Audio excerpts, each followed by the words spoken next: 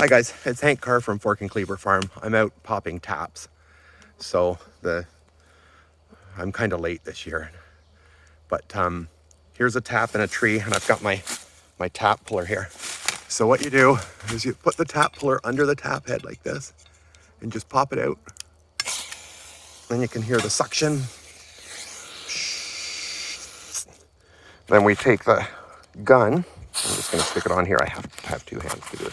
So there's the gun with the tap inserted into it. What you do is you squeeze the gun, and that gives it a shot of the sanitizing solution. So there, it's been sanitized, and then you just stick it in this cap here, which is stuck. There we go. So you just stick it in the cap, and we're good to go until next year. So next year we'll come out, we'll drill a hole in the tree, we'll pop that out, stick the tap in the tree, and we're good to go.